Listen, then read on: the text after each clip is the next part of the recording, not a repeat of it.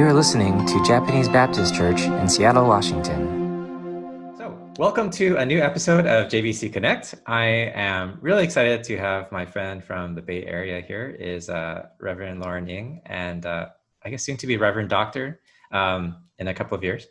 But there's so much I want to share about Lauren, and it's hard to know where to start. So I thought it would be good. Let's just kind of help people who don't know you.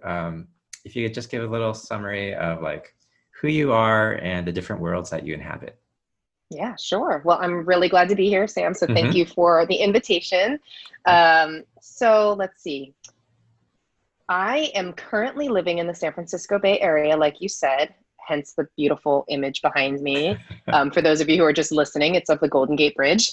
And I have lived here for, gosh, almost 20 years now. All three of my children, who are 14, 12, and almost 10, were born out here.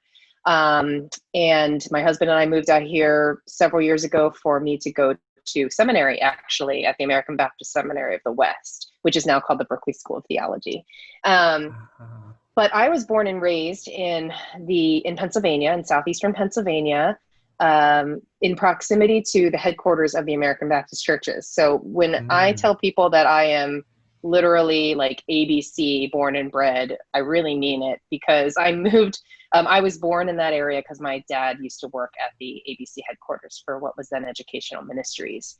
And so I grew up out there in Pennsylvania, like I said, married my high school sweetheart, and then moved out here to the Bay Area, and we've been here ever since.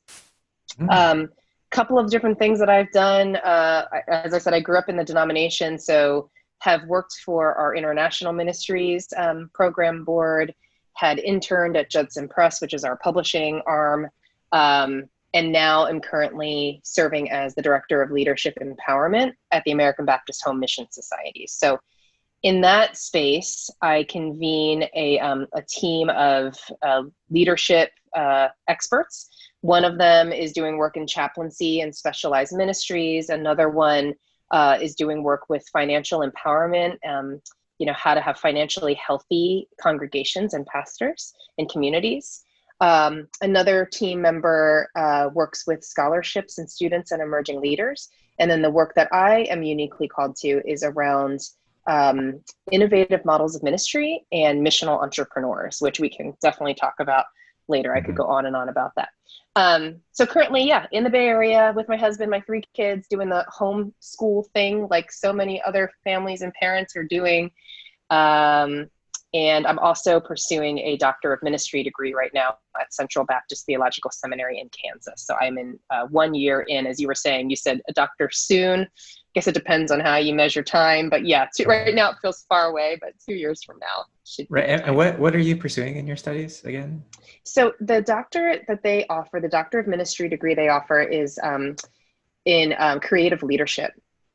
So it's perfect. It fits exactly with what I'm working at ABMS. Right. And I mean, we're studying everything from, developing our own theology of self-care to, what does it look like to design your own innovative leadership practice. And we'll be diving into things like human-centered design and just a lot of different entry points for thinking about leadership in the 21st century church.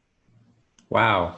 There's so much good stuff in this. I don't even know where to start, but, I'm going to actually just try and remember what I originally wanted to talk about. So one thing that was really helpful for me, Lauren, you're actually one of the first people I met when I became an American Baptist, because I came from another denomination. And I have to admit, the culture and the ethos and the structure of American Baptist is like unlike anything I've seen before. Because I was in a Methodist church for a while.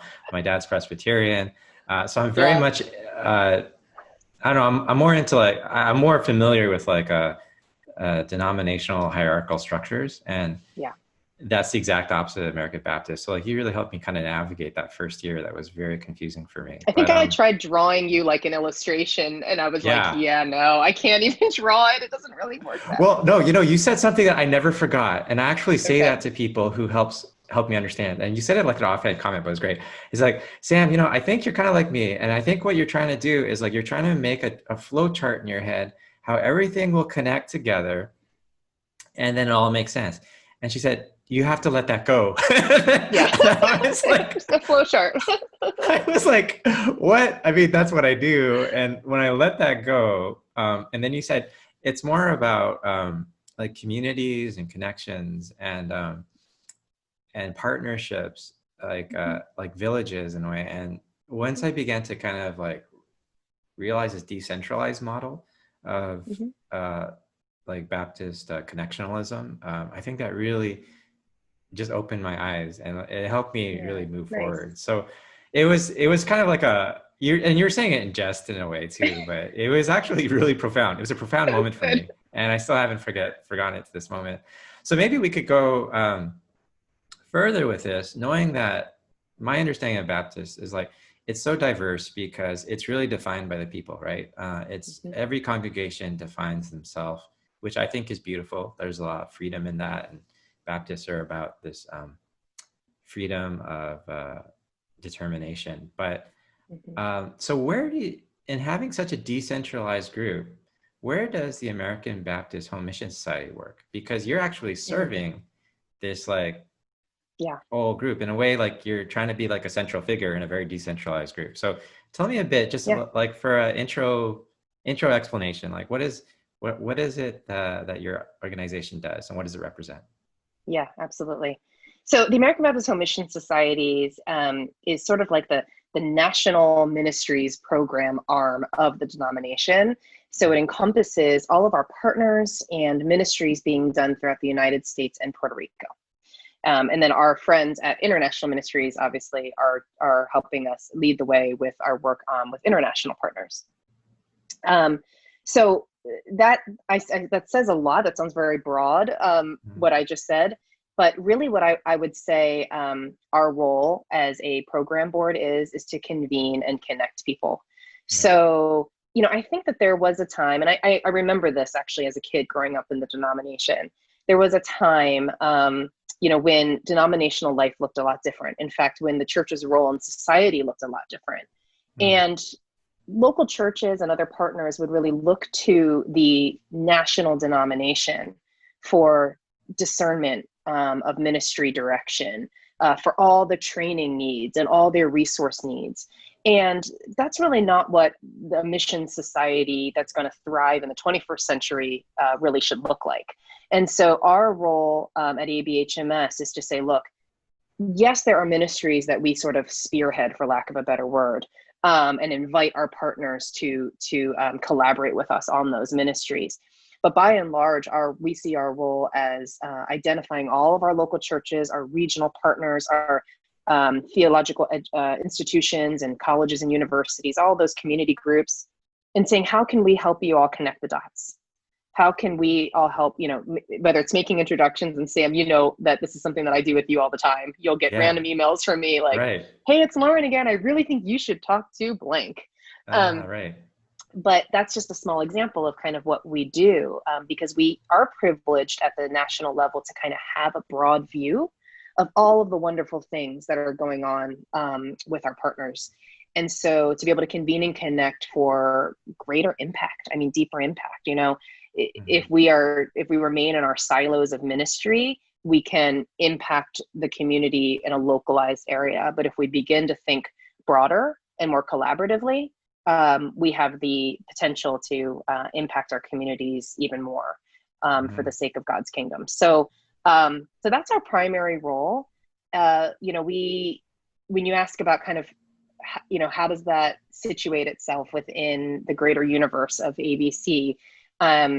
We talked about there really is no flow chart for it. And the image that came to my mind when you were just reminding me of that is sort of like the galaxy. Like in the galaxy, there are all these planets and suns and stars and moons, and there are connections like constellations. There are places where things are connected and lines can be drawn, but everything is kind of existing in its own way with its own soul liberty. You started bringing up things about Baptist principles, right? So we believe in all that, but then there are all these opportunities for how we are still a family that's seeking to kind of, be in harmony with one another, pursue unity and collaboration. Mm-hmm. So This is really very fascinating because having many different perspectives of different denominations and have studying different like ecclesiology, you feel like those kind of more hierarchical structures, right? They're just not adaptable. And a lot of what we're finding with like a lot of the mainline churches is that they're really struggling to stay relevant or to pivot with the times, right? right. Because they have these really entrenched things where like there's so much gatekeeping, there's so much curation, there's so much like direction and like oversight that to make any like serious systemic change is going to take a lot of work, right? And so we're seeing this with some of these major denominations, right? When they're facing major like controversies or whatever, like the UMC and yeah, exactly, right. Which I was very much a part of. And so when you have to make those systemic changes, it's going to be so difficult and painful and slow because you have all these things in place.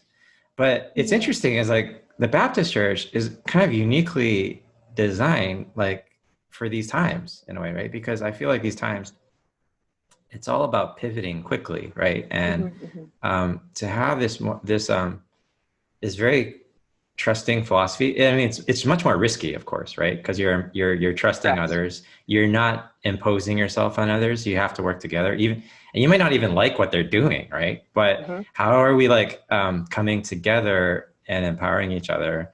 I feel like it's just very relevant, and it's weird. It's like I think some people might have looked back at the Baptists and thought like, you guys got to get your stuff together. You got to centralize and do this and that. Too autonomous. You're too autonomous. Yeah. You're too scattered and, but now it's kind of like, oh gosh, I wish we were like you. I bet people are looking at it. It's weird. It's like, it's become cutting edge all of a sudden. I think that's interesting. I mean, I hadn't really thought about ABC as kind of a case study for these times, but I think you're onto something. Certainly in a more hierarchical structure or system, like you said, it can become quite cumbersome and harder, like you said, to kind of, have that adaptability and flexibility built in to be able to pivot and rethink and reposition oneself based on the factors, right? The contextual factors. But as you said, risk is definitely present. And I think a challenge to continue pursuing unity. It is a challenge. We, all American Baptists, are on the same page with the core Baptist principles for sure, and a desire on most parts to be in one family, working together in one family in that same spirit. But that can be challenging because even though in the hierarchical structures that are more systemically cumbersome, the lines are very clear. It's like, you're in or you're out. You're a member or you're not. You're following the rules or you aren't. You're paying your mission dollars and giving or you're not. And so ABC being a looser system, one of the books that I've recently read, Gil Rendell wrote a book called Quietly Courageous, talks about loose versus tight systems. And for sure, to be adaptable in a context like we find ourselves in now, the looser the system, the more opportunity is latent in that system. So, but it can be uncomfortable. It can be very uncomfortable. Yes, yeah. And I think this is really relevant because like, this is what I'm experiencing, like as just like a local small church pastor is that I think the amount of adaptability and like fluidity and like flexibility that's required right now in ministry is like unprecedented, right? Like, I feel like the only ones who are going to make it are the ones who are willing to like deconstruct and reconstruct on the fly. And I think the COVID times have just really exacerbated all of this, right? Because, we can't do church the normal way. So the people who can pivot the fastest are going to be the ones who are going to get through this better. But then it's also like, COVID times have also exposed like systemic issues and problems with our society. And so, all this brokenness that we're being exposed to, right? Like, it's only the ones who can really pivot quickly to actually address the needs and make corrections, right? That are going to be relevant in this very important time. And it's hard to do that if you're really entrenched in like a really like tight system, like you're saying, right? So I think it's like a lot of profound opportunity for American Baptists, but it's really difficult because, like you had said, I mean, I'm learning, right? Theologically, American Baptists, like they're so diverse, like they're all over the place, Very, right? very, very. The Which means you can conduct. always find a home. You can always find a Yeah, yes. theological home too, which is great. Yeah, so that's the good spin. Yeah, that's good. I'm glad you put that in. But and as an outsider, I just thought like, okay, well, I guess there's Southern Baptists and there's other Baptists. That's how I thought of it from the outside, right? But now I'm like, oh no, it's way more complicated than that. Yes. And you can even argue, even amongst Southern Baptists, even though they do have more qualifiers of like how you're quote a part of them, they are also diverse Very, in many ways. So yeah. it's kind of a messy thing. Well, So can I say something? Can I say something before you move on about what you were talking about as far as adaptive leaders being more able to pivot in this time? I think the church needs both. I think the church, another book I was just reading, one of the benefits of being in a doctoral program is I'm reading a lot. Yeah. Another book that I'm reading is talking about the difference between a manager and a leader and explaining that actually systems and organizations need both. A manager is somebody who manages, who helps maintain the things that some of the core values and the core principles and the things that make an organization or a church tick. And a leader is somebody who says, this is what can be, or what should be, or what will be, and is always kind of urging people to move forward. And I think that's kind of the leader that you were describing there, Sam. But I really think that the church needs both, because there aren't just two camps of people. There isn't a camp of people who are like stuck in the mud, don't ever want to change. And then the kind of people who are like, I'm always willing to change, and I'm a flying by the seat of my pants type person. I think every human has both of those things residing in them, because this author makes the point, no one has like a distaste for change. They have a distaste for loss. Because if someone's going to hand you a check for $1 million, you'll welcome that change, right? But it's really the sense of loss that people have grief over. So I see kind of that desire for comfortability and familiarity, as well as the desire for positive change where loss is mitigated in residing in every individual. So for a pastor, what that could mean is, just as much time as you spend casting a innovative vision for what the church needs to be, what JBC should start to do to pivot in these times, just as much time should be spent either by you or other persons, other leaders in the church, holding the hands of people to say, but let's talk about what shouldn't change. Let's talk about the things that make JBC, regardless of pandemic or not. And how do we preserve and hold on to those things so that wherever we move from here, we don't lose those parts of our core identity. Yeah. So I think one of the greatest challenges for leaders today would be to say, I'm only going to do one or the other, versus saying or at least the team that I convene around, that I build around me to help support the leadership of this organization, are really going to be doing both. Wow, that's really great. That's very profound. And that's really encouraging. So, I mean, just talking a bit now personally about pastoring for me, like I've been stressed because I feel like I can't pivot fast enough. Like I'm always like, and I can't. And so it's interesting you just mentioned what you did, because my last Sunday's sermon was really what you just said, the last part about, like, I was trying to say like, let's not forget, like, these are the things we've always been doing. Let's go back to it, because I've been exhausted. Like, frankly, these past years, like I've learned about like revamping a website, learning about like broadcast technology and all this stuff, and like all these skill sets that I didn't think I needed to this level. Like I am like crash coursing all the time about something lately. Yeah. And so sometimes you feel like, oh man, but it's still not enough, right? And so I've been feeling like exhausted. So like I have been actually feeling bad that I'm not catching up fast enough, right, with some of like my other peers. But that's really encouraging to hear, because I also know some of my other peers who are maybe of a different generation, like some who are close to retirement. They're like, we don't have a website, like we can't do this, like, but like they're almost like invalidating their ministry right now.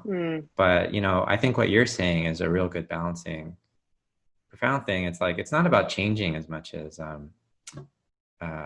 shepherding people through loss, right? Like just, and I think that's a really profound perspective. Right. I'm like Yeah, processing this in real time. that That's really same good. author, Yeah. you know, talks about, and I'll just say it's hyphens from the book Adaptive Leadership in case people want to look it up. But, you know, that same author talks about the a leader being somebody who can shepherd, to use your word, a group of people through change at a rate that they can absorb. Right, So it's not right. about just, you know, so, and I think you're a great litmus test for that as the pastor. Like if you are feeling that the rate of absorption is way too rapid, that like I can't even keep up, you know, I'm a Gen Xer who can't keep up, you know, with the technological advances required of me and of the church right now, then imagine what some of the boomers and some of the silent generation are feeling in the church.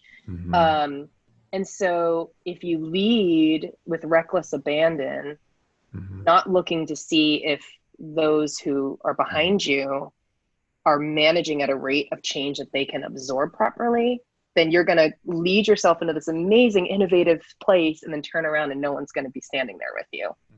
So it's okay to slow down. I mean, the pace of our world is so rapid right now. And, you know, gosh, I mean, we could go on and on about that. That would take us down a whole nother road, Sam. But like, you know, something happens and boom, everyone knows about it. Now that I have a 9th grader, I find out most of my news from her. You know, you talked about race. I hadn't heard about Daniel Prude until that morning when the video footage was released.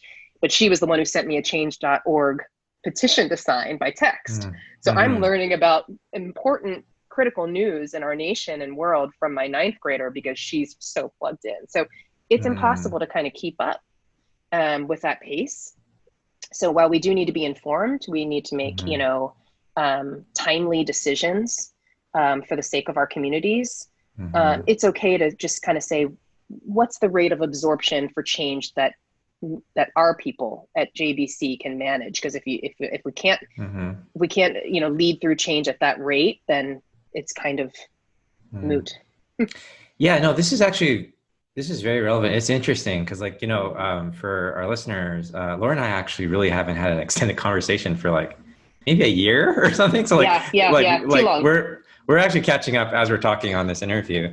But a lot of what you're saying is very interesting because, you know, we had a town hall recently, and there was a handful of folks who felt very confident we can open safely and do this and that, but we just didn't have the confidence of the group after doing a survey and checking in. And so I told people, like, you know, the timeline of JBC is not going to be the timeline of Washington State. Like, we have like this thing called phases of opening.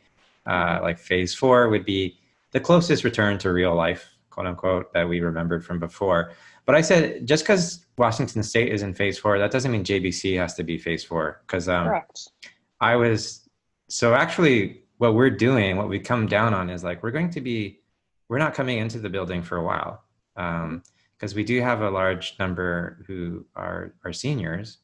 And even though maybe medically it could be safe in some ways, like we could have signups, make sure we have checkpoints and everything, there's also like an emotional, mental thing that we have to really account for. So like, if you're just not ready, you're not ready. That's fine. And like, you know, just take your time.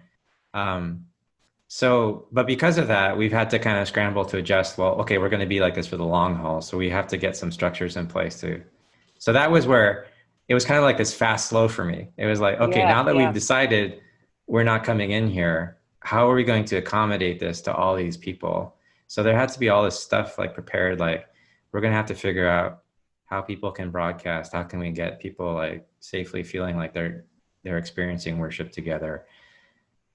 But the other way though, like, I'm telling like my friends, like, hey, you know what? I know your church isn't reentry plan, but like we have a different timeline and we're going to take a long time. Like, I said, foreseeably, we're not going to be fully coming back in the building until next year, like mid, maybe later.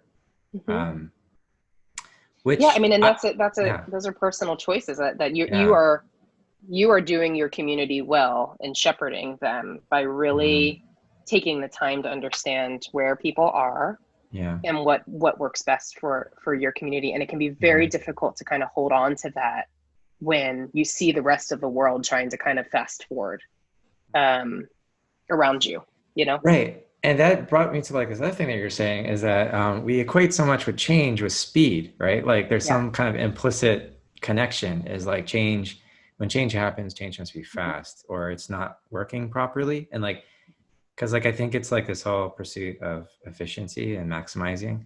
Um, and then you're talking about how now that we have such real-time access to information like we've never had before, I think it just keeps accelerating Right. this pressure that, Right. and it comes into the culture of the church. Yes. And Like, those technical yeah, fixes are never gonna, those technical fixes of like, well, yeah, let's just come back to church on Sunday. Let's open the doors. right, Um, there's nothing wrong with those technical fixes and those technical right, kind of progress decisions that are made towards progress or getting back to, like you said, closer to what things used to be. yeah, But they're not, what we run the risk of doing is pursuing technical fixes to address what's a much more underlying adaptive challenge or right, right. problem, right? Which is that Mm-hmm, the world has changed in a way that is mm-hmm, so significant. mm-hmm. There's no going back to, I mean, you and I both put those qualifiers on it, close to what things used to be, because we both know Right. very well, just like the next Yeah, person does, that it will never go back to the yeah, way it was before. right, So right. we're all trying to digest that and manage like Mm-hmm, this huge paradigm shift to the way mm-hmm, we know life to be. mm-hmm, mm-hmm, And it can be very tempting to just mm-hmm. make those technical fixes to try to get back to what was versus saying, Right. how do we address this underlying challenge of the world has changed profoundly Yeah, and that's a great irrevocably? framing. That's a really great framing because I think a lot of the urgency for people to return isn't just about like health and safety. It's about I just want to go back as fast as possible Yes. to what I remember.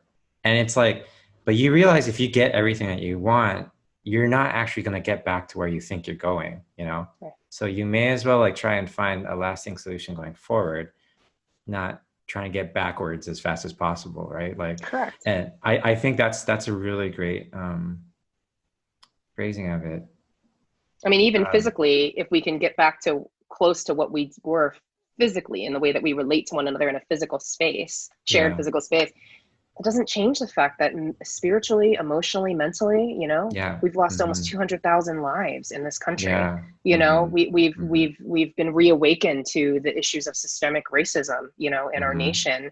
hmm Um, our kids are, for better or worse, like you were talking about Eden, and I've said this about my kids, they're living in a world so different than what we lived in, and they'll be hmm resilient as a result. There's positive aspects to that, but hmm even if we can come back and sit next to each other, like right next to each other without masks on, hmm all that other stuff is still there and has hmm has shaped us, as individuals and as a hmm community. And so Yeah, we're different coming out of this than we yeah, were going in. Yeah. yeah, yeah.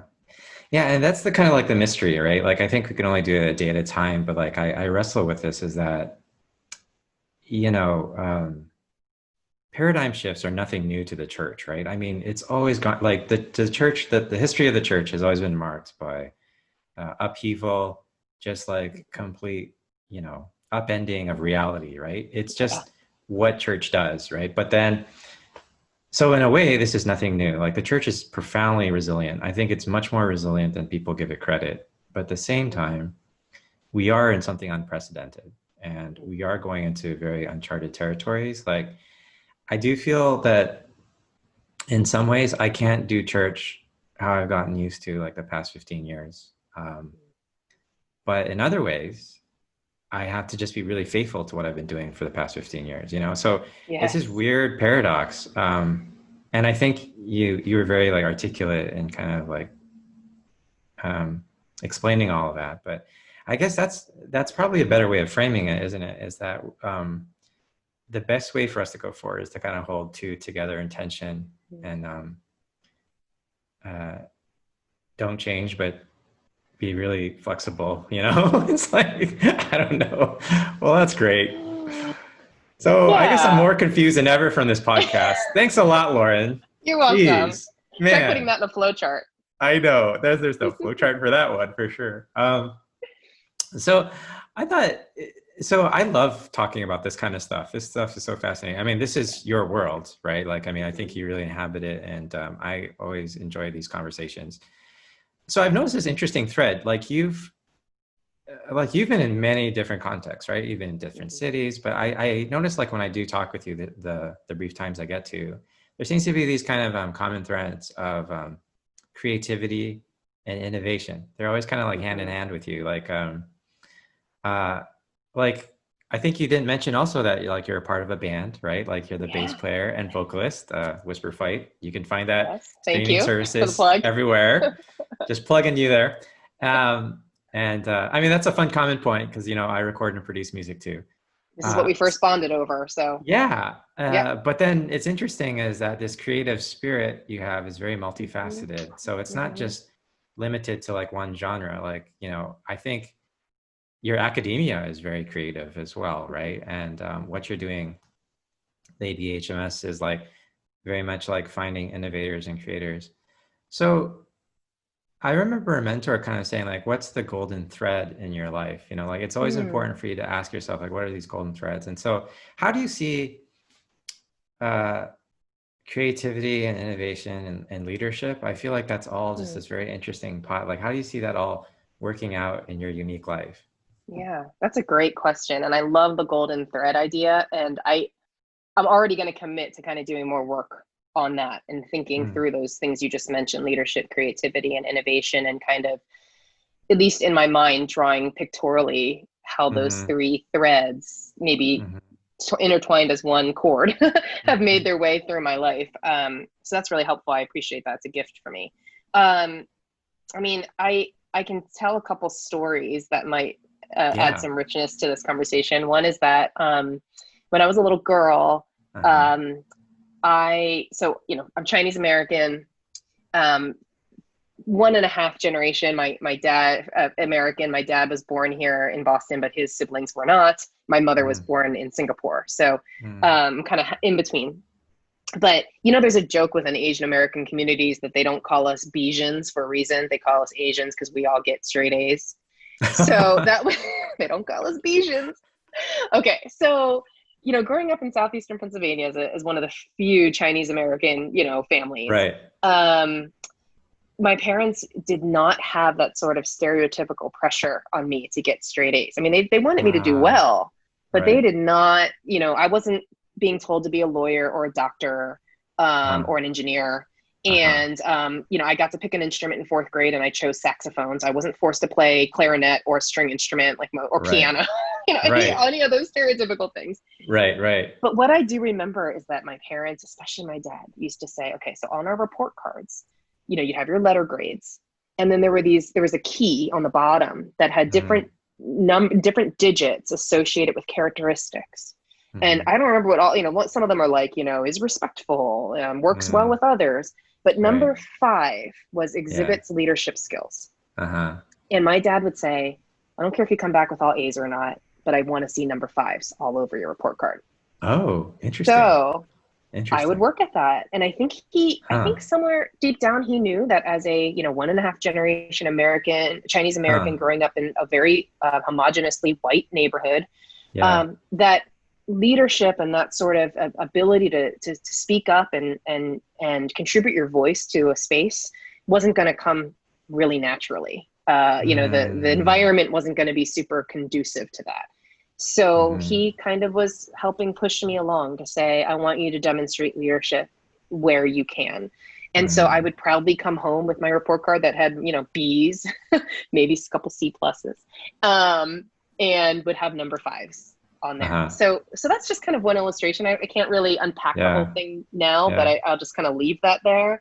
Well, no, that's great. And, I want to just mention to your, to the listeners, if they don't know, like Lauren's father, Don Ing, like if you know the history of like Asian Americans and the Baptist movement, like he's a very significant figure. Like if I talk about anything related to like Asian Americans and like the movement of their voice in the Baptist tradition, Don would definitely be in there. So I think it's and so he's very much an influencer, and he actually,